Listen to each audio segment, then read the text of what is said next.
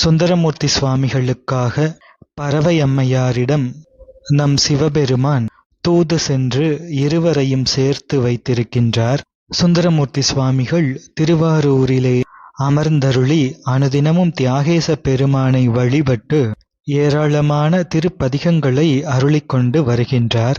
இந்த இடத்தில் ஏயர்கோன் கலிக்காம நாயனாரின் திருவரலாறு ஆரம்பிக்கின்றது.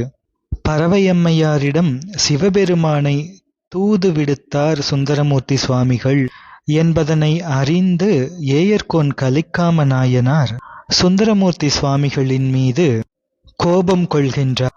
அந்த கோபத்தை எம்பெருமான் தீர்த்து வைத்து சுந்தரமூர்த்தி சுவாமிகளுக்கும் ஏயர்கோன் கலிக்காம நாயனாருக்கும் இடையே நட்பினை மலரச் செய்கின்றார். அந்த சரிதம் நாம் இனி பார்க்க இருக்கின்ற திருச்சரிதம். 383வது திருப்பாடல். நம்பி ஆரூரர் நெஞ்சில் நடுக்கம் ஒன்று இன்றி நின்று தம்பிரானாரை தூது தையல்பால் விட்டார் என்னும் இம்பரின் மிக்க வார்த்தை ஏயர்கோனார் தாம் கேட்டு வெம்பினார் அதிசயித்தார் வெறுவினார் விளம்பலுற்றார். நம்பி ஆரூரராகிய சுந்தரமூர்த்தி சுவாமிகள் சிறிதும் மனம் நடுங்காமல் சிறிதும் பயம் இல்லாமல் நின்று தம் பெருமானாரான சிவபெருமானை பெண் ஒருத்தியிடம் தூதுவிட்டார் என்ற சொல் அது இந்த உலகிலே பரந்த பழிச்சொல் என்று அதனை ஏயர்கோன் கலிக்காம நாயனார் கேள்விப்படுகின்றார். அந்த சொல் பழிச்சொல் என்று கருதி ஏயர்கோன் கலிக்காம நாயனார் கேட்டு மனம் புழுங்கினார், அதிசயப்பட்டார், அச்சம் கொண்டார். செய்யத்தகாத செயல் ஒன்றை செய்தால் மனம் நடுங்கும். இது தீவினை அஞ்சுதலால் வருவது. அத்தகைய மனநடுக்கம் சிறிதும் இன்றி சுந்தரமூர்த்தி சுவாமிகள் இவ்வாறு செய்தார் என்று எண்ணுகின்றார் ஏயர்கோன் கலிக்காம நாயனார். தம்பிரானாரான தலைவனாரை சிவபெருமானை ஒரு அடியவராகிய சுந்தரமூர்த்தி சுவாமிகள் தூதுவிட்டது என்பது ஒரு பிழை. அதுவும் ஒரு பெண்பால் தூதுவிட்டார் என்பது மற்றொரு பெரும் பிழை. இந்த செய்தி வருகின்றதே இதனை பழிச்சொல் என்று ஏயர்கோன் கலிக்காம நாயனார் எண்ணுகின்றார். இத்தகைய ஒரு தகாத செயலும் செய்யலாமோ என்று மனம் வெதும்புகின்றார், மனம் புழுங்குகின்றார், மிக்க சினம் கொள்கின்றார் ஏயர்கோன் கலிக்காம நாயனார். இந்த செய்தி என்பது எம்பெருமானாரை தூது விடுக்கின்ற செய்தி என்பது இதுவரை கேட்டறியாத செய்தி என்று வியப்பு அடைகின்றார். இது நினைப்பதற்கும் கேட்டதற்கும் தகாது என்று அஞ்சுகின்றார்.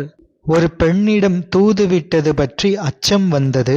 அடியவனின் சொல்படி ஆண்டான் தூது சென்றது, அது பற்றி அதிசயம் வந்தது. ஆண்டானை அடியான் ஏவியது பற்றி அச்சம் வந்தது. இவ்வாறெல்லாம் மனநிலை அடைகின்ற ஏயர்கோன் கலிக்காம நாயனார் மேலும் சொல்லத் தொடங்குகின்றார். 384வது திருப்பாடல். நாயனை அடியான் ஏவும் காரியம் நன்று சால ஏயும் என்று இதனைச் செய்வான் தொண்டனாம் என்னே. பாவம் பேயனேன் பொறுக்கவொண்ணா பிழையினை செவியால் கேட்பது ஆயின பின்னும் மாயாது இருந்தது என் ஆவி என்பார். ஏயர்கோன் கலிக்காம நாயனார் சொல்கின்றார், தலைவரை அடியவன் ஏவுதல் செய்யும் தொழில் மிக நன்று, மிக பொருத்தமானது இது என்று இக்காரியத்தை துணிந்து செய்பவனும் தொண்டன் என்று சொல்லப்படுவானா? இது என்ன பாவம்? நான் பேயேன், எனவேதான் பொறுக்க முடியாததாகிய இந்த பெரும் பிழையினை காதினால் கேட்டபின்பும் இன்னும் எனது உயிர் நீங்காமல் இருக்கின்றது என்று ஏயர்கோன் கலிக்காம நாயனார் சொல்கின்றார். பேயனேன் என்றால் பேய்த்தன்மை உடையவன் என்று பொருள். பேய்த்தன்மை என்பது மெய் உணர்ச்சியின்றி வெறுமையாக திரிவது. கேட்கவும் தகாத பெரும் பிழையாகிய சிவ அபராதத்தை கேட்ட பின்னும் உயிர் போகாது உடல் தாங்கி நிற்பது என்பது பேய்த்தன்மையாகிய மெய் உணர்ச்சியின்மை என்று இங்கே கூறப்படுகின்றது. அன்பிலே தலையன்பு, இடையன்பு, கடையன்பு என்று சொல்வார்கள். தன்னுடைய உயிருக்கு உயிரான ஒன்றை பற்றி தகாத கேள்வி கேட்ட மாத்திரத்தில் உயிர் போகுதல் என்பது தலையன்பின் திறம். எனவே இந்த செய்தியினை கேட்ட பின்பும் என்னுடைய உயிர் போகாமல் இருக்கின்றது. இதை கேட்ட பின்பும் உயிரோடு இருக்கின்றேன். எனவே நான் பேயனேன் என்று ஏயர்கோன் கலிக்காம நாயனார் தன்னைத்தானே இழிவுபட கூறுகின்றார். 385வது திருப்பாடல். காரிகை தன்பால் செல்லும் காதலால் ஒருவன் ஏவ பாரிடை நடந்து செய்ய பாததாமரைகள் நோவ தேரணி வீதி ஊடு செல்வது வருவது ஆகி ஓர் இரவு எல்லாம் தூதுக்கு உழல்வராம் ஒருவர் என்று என்பது திருப்பாடல். பெண் ஒருத்தியிடம் சேரும் காதல் காரணமாக ஒருவன் ஏவியதனால் அதற்கு உட்பட்டு நிலத்தின் மேலே நடந்து சென்று எம்பெருமானின் செம்மையான திருவடித் தாமரைகள் நொந்தன. அவ்வாறு செம்மையாகிய திருவடித் தாமரைகள் நோகும்படி தேர் செல்லும் அணிவீதியின் வழியே போவதும் வருவதுமாகி ஒரு இரவு முழுமையும் ஒப்பற்ற ஆண்டவர் தூதாக உழன்றார் என்று ஏயர்கோன் கலிக்காம நாயனார் கூறுகின்றார். திருவாரூர் திருவீதி தேரோடும் வீதி. அதோடு எம்பெருமான் அங்கே தேரிலும் மற்றைய ஐராவணம் ரிஷபம் முதலிய ஊர்திகளிலும் ஊர்ந்து செல்ல வேண்டுமே அன்றி இறைவர் நிலமுற நடந்து செல்வதை கண்டறியாத வீதி திருவாரூர் வீதி. அத்தகைய பெருமானை ஒரு இரவு முழுவதும் நடக்கவிட்டாரே என்று வருந்துகின்றார் ஏயர்கோன் கலிக்காம நாயனார். ஒரு இரவு முழுவதும் நடந்தார் என்பது கால நீட்டிப்பை குறிக்கின்றது. திருவாரூர் வீதிகளின் ஊடே நடந்தார் என்பது இட நீட்டிப்பை குறிக்கின்றது. பாததாமரை நோவ நடந்தார் என்பது முயற்சி நீட்டிப்பை குறிக்கின்றது. செல்வது வருவது என்று தூதுக்கு உழல்வதாம் என்பது செயல் நீட்டிப்பையும் செயலின் தாழ்வு நீட்டிப்பையும் உணர்த்துகின்றது. இவ்வாறு இந்த அருமையான திருப்பாடல் அமைகின்றது. 386வது திருப்பாடல். நம்பர்தாம் அடிமையாற்றார் ஆகியே நன்னினாரேல் உம்பரார் கோணும் மாலும் அயனும் நேர்வுணரவொண்ணா எம்பிரான் இசைந்தால் ஏவப்பெறுவதே இதனுக்கு உள்ளம் கம்பியாது அவனை யான் முன்காணும் நாள் எந்நாள் என்று என்பது திருப்பாடல். அந்த இறைவர் அவர் பெரும் கருணை உடையவர். எனவே இறைவர் தம்முடைய அடியார் துன்பம் பொறுக்க முடியாமல் எழுந்தருளி இங்கே வந்தார் என்றாலும் தேவராஜனாகிய இந்திரனும் விஷ்ணுவும் பிரம்மனும் நேர்வுணரவும் இயலாதவராகிய எம்பெருமான் அவரே இதற்கு சம்மதித்து இங்கே வந்தாலும் கூட அவரை இவ்வாறு ஏவுதல் செய்யலாமா? இந்த பாவச் செயலுக்கு மனம் நடுங்காதவனை என் கண் முன்னே காணும் நாளும் வந்துவிடுமோ என்று சொல்கின்றார் ஏயர்கோன் கலிக்காம நாயனார். 387வது திருப்பாடல். அறிவை காரணத்தினாலே ஆளுடை பரமர் தம்மை இரவினில் தூது போக ஏவி அங்கு இருந்தான் தன்னை வரவு எதிர்காண்பேன் ஆகில் வருவது என்னாம் கொல் என்று விரவிய செற்றம் பற்றி வெள்ளும் உள்ளத்தர் ஆகி. ஒரு பெண்ணின் பொருட்டு ஆளுடைய பரமசிவனை இரவிலே தூது செல்லும்படி ஏவி அங்கே இருந்தவனை என் எதிர்வர காண்பேன் என்றால் என்ன விளைந்துவிடுமோ என்று மூண்ட சினத்தினால் வெடிப்பது போன்று விம்மும் உள்ளத்தினை உடையவராக இருக்கின்றார் ஏயர்கோன் கலிக்காம நாயனார். இறைவனை தூதுவிட்ட சுந்தரமூர்த்தி சுவாமிகளை நான் நேரே சென்று காணப்போவதில்லை. ஆனால் ஒருவேளை அவர் இங்கே வந்து அப்பொழுது நான் காண நேர்ந்தால் என்ன ஆகுமோ என்று பதறுகின்றார் ஏயர்கோன் கலிக்காம நாயனார். ஏனென்றால் சிவ அபராதத்தினை கண்ட பொழுது அது செய்தவரை கொல்லுதலும் அது முடியாத பொழுது தாம் இறந்துபடுதலும் அல்லது அந்த இடத்தை விட்டு அகன்று சென்றுவிட வேண்டும் என்பதும் நியதி விதி. எனவே இவற்றுள் எது செய்ய நேருமோ என்று எண்ணி கொல்லுதலே துணியத்தக்கது என்று குறிப்புப்பட இவ்வாறு கூறுகின்றார் ஏயர்கோன் கலிக்காம நாயனார். ஆனால் இங்கே யாரை கொல்வது என்ற பொருள் வெளிப்படவில்லை. ஆனால் ஏயர்கோன் கலிக்காம நாயனார் தம்மையே கொன்றுவிடுவது என்று முடிவெடுக்கின்றார் என்று இனி வருகின்ற பகுதியிலே நாம் காண இருக்கின்றோம். சுந்தரமூர்த்தி சுவாமிகளே ஏயர்கோன் கலிக்காம நாயனாரை சந்திப்பதற்கு வருகின்றார் என்ற செய்தியினை கேட்டு சுந்தரமூர்த்தி சுவாமிகளை காண்பதற்கு முன்பே ஏயர்கோன் கலிக்காம நாயனார் தம்மையே கொலை செய்து கொள்கின்றார் என்று இனி வருகின்ற சரித பகுதி அமைய இருக்கின்றது. அதனை இந்த இடத்தில் குறிப்பாக வைத்து ஏயர்கோன் கலிக்காம நாயனாரின் திருவாக்காகவே வைத்து அருளுகின்றார் தெய்வ சேக்கிழார் பெருமான். எனவே தூய அன்பின் காரணமாக விளைந்து எழுகின்ற வாக்குகள் மெய் திருவாக்குகளாக மாறி பின்னர் பலித்துவிடும் என்பது நியதி என்பது இங்கே உணரப்படுகின்றது. 388 மற்றும் 389 ஆகிய 2 தொடர் பாடல்கள் திருப்பாடல்கள் பின்வருமாறு.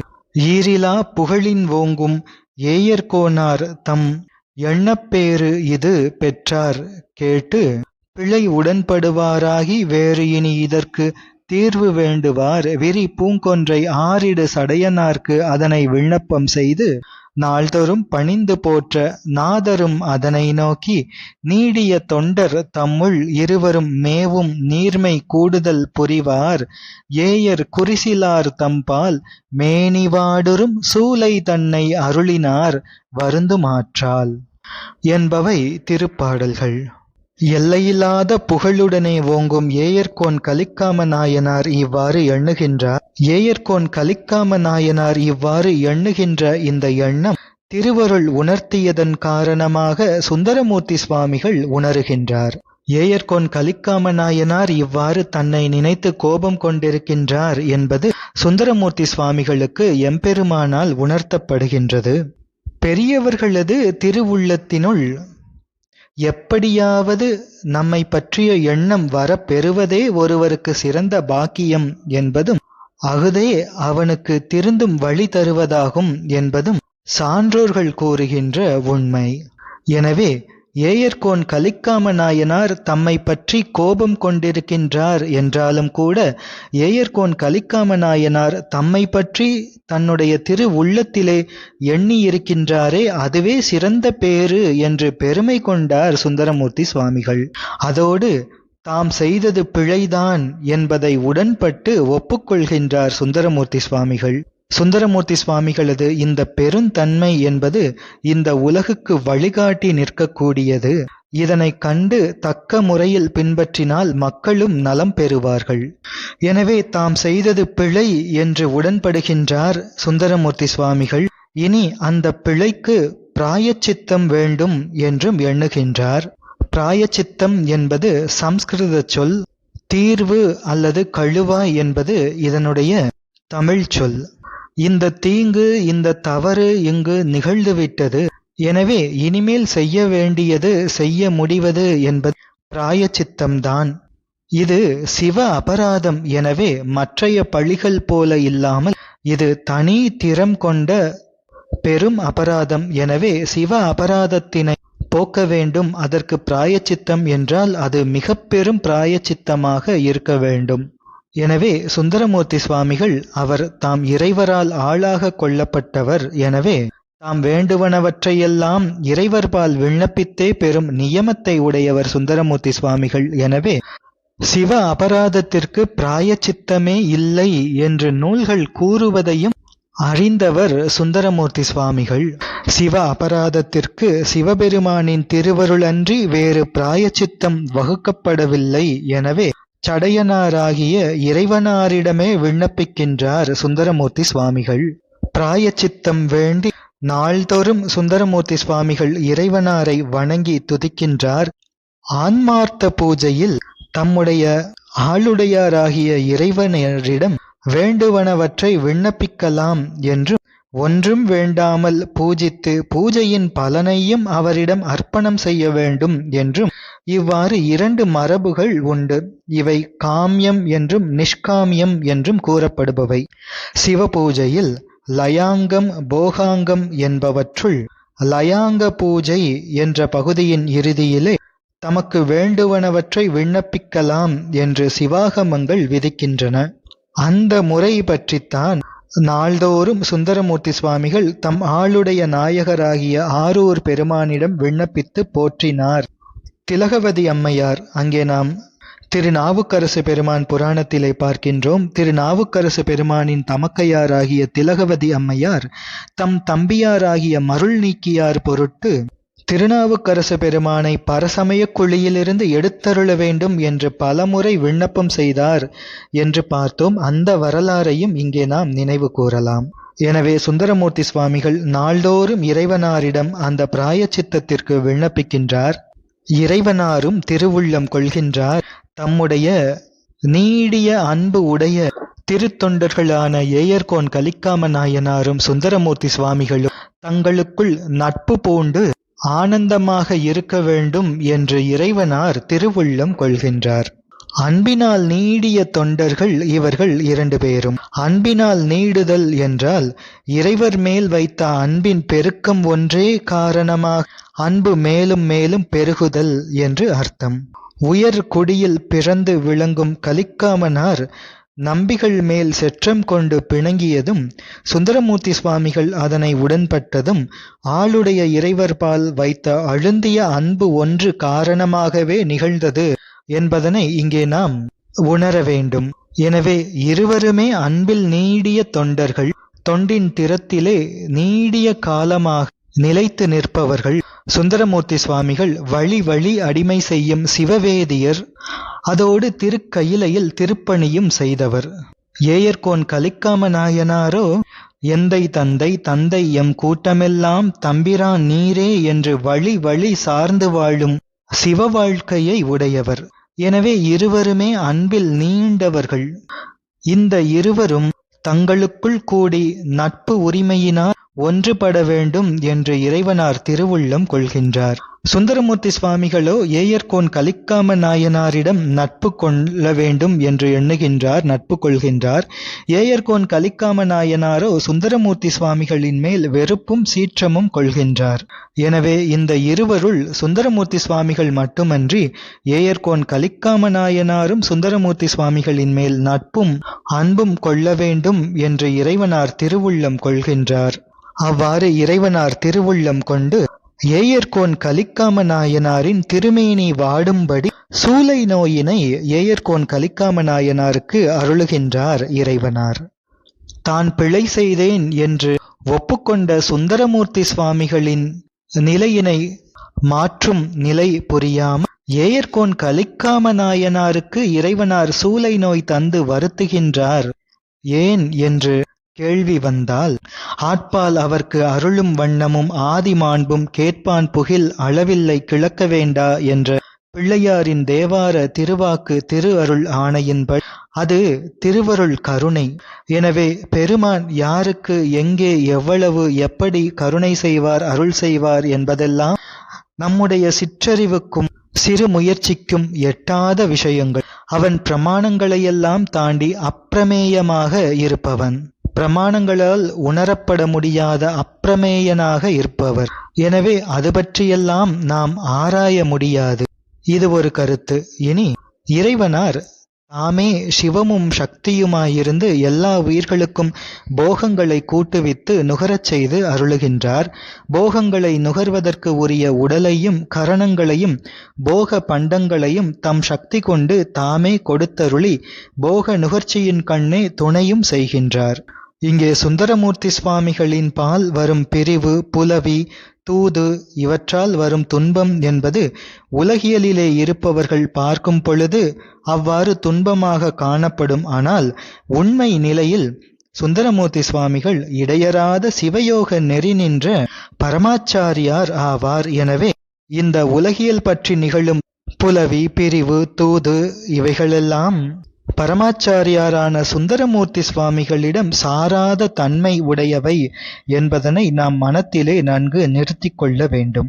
ஏயர்கோன் கலிக்காம நாயனார் இவைகள் பற்றியெல்லாம் கோபம் கொண்டாரே, அது உலகியல் வழக்கின் அளவில் வைத்து அவர் கண்டார் என்பதுதான் உண்மை. காண்பாரார் கண்ணுதலாய் காட்டாக்காலே என்ற தேவார திருவாக்கின்படி இறைவர் உணர்த்தினால்தான் உணர்கின்ற தன்மை உடைய ஆன்மாக்களுக்கு இறைவன் உணர்த்தவில்லை என்றால் அவை எவற்றையுமே உணர முடியாது. எனவே இறைவனார் ஏயர்கோன் கலிக்காம நாயனாருக்கு உணர்த்திய வழியில் அவர் உலகியல் நிலை பற்றி அவ்வாறு உணர்ந்து கோபம் கொண்டார் என்றால் இந்த உண்மையினை ஏயர்கோன் கலிக்காம நாயனாருக்கும் காட்டி அறிவிக்கும் உபதேசம் அருள வேண்டும் என்று இறைவனார் திருவுள்ளம் கொண்டு இறைவனார் ஏயர்கோன் கலிக்காம நாயனாருக்கு சூலை நோய் வரச் செய்கின்றார், அருள் புரிகின்றார். ஏயர்கோன் கலிக்காம நாயனார் வாழ் கொண்டு தன்னுடைய வயிற்றை கிழிக்க, அது கண்டு சுந்தரமூர்த்தி சுவாமிகள் தாமும் அதையே முடிவாக கொண்டு சுந்தரமூர்த்தி சுவாமிகளும் வாளை கொண்டு தன்னுடைய வயிற்றை கிழிக்க முயல இறைவரது அருளினார் ஏயர்கோன் கலிக்காம நாயனார் உயிந்து எழுந்து நம்பிகளது செயலை மாற்றி நட்பு கொண்டார்கள். எனவே போகம் கூட்டுவிக்கும் எல்லா உயிர்களுக்கும் இவ்வாறு நிகழ்தலில்லையே. ஏயர்கோன் கலிக்காம நாயனாரை வருந்தச் செய்யாமல் வேறு வழியில் இறைவர் ஏயர்கோன் கலிக்காம நாயனாருக்கு சுந்தரமூர்த்தி சுவாமிகளின் உண்மை நிலையை அறிவித்திருக்கலாமே என்றெல்லாம் மக்களுக்கு உள்ளே கேள்விகள் வந்தார். இறைவரின் திருவருள் செயல்களெல்லாம் மனித அறிவுக்கு அகப்படாத நிலைமையின் நாம் அறிந்து கொண்டால் அந்த கேள்விகள் எல்லாம் எழாது. ஏயர்கோன் கலிக்காம நாயனார் விதி வழியே இறைவர்பால் வைத்த அன்பு காரணமாகவே கோபம் கொண்டார் என்றாலும் இறைவரது திருவருள் உயிர்களிடத்து நிகழும் வழிகள் பலவேறுபட இருக்கின்றன. சுந்தரமூர்த்தி சுவாமிகளது சிவயோக நிலையும் அவர் இந்த உலகினை திரட்டி ஆட்கொள்வதற்கு இறைவரது பணி காரணமாக இங்கே திரு அவதாரம் செய்ய பெற்றார் என்ற நிலையும் இறைவரால் காட்டியருள பெறும் தன்மையில் விளங்கினார் என்பதும் இங்கே நாம் மனத்திலே கொள்ள வேண்டும். இறைவர் செய்கின்ற நிக்கிரகங்களும் கூட அருள்தான், அனுக்கிரகம்தான் என்று சிவாகம ஞான நூல் முடிவாக கூறுகின்ற உண்மையையும் இங்கே நாம் உணர வேண்டும். எனவேதான் இங்கே திருப்பாடலிலும் கூட தெய்வ சேக்கிழார் பெருமான் சூலை தன்னை அருளினார் என்று குறிப்பிடுகின்றார். எனவே இறைவனார் அருளாமல் இருப்பதும் அருள்தான், இறைவனார் நிக்கிரகம் செய்வதும் அருள்தான், இறைவனார் அனுக்கிரகம் செய்வதும் அருள்தான். எனவே இறைவரது திருவருள் செயல்களையெல்லாம் மக்களின் பசுபோதம் கொண்டு ஆராய முடியாது என்பது இந்த திருச்சரித்திரம் மூலம் பெறப்படுகின்றது. தொடர்ந்து சிந்திப்போம். திருச்சிற்றம்பலம்.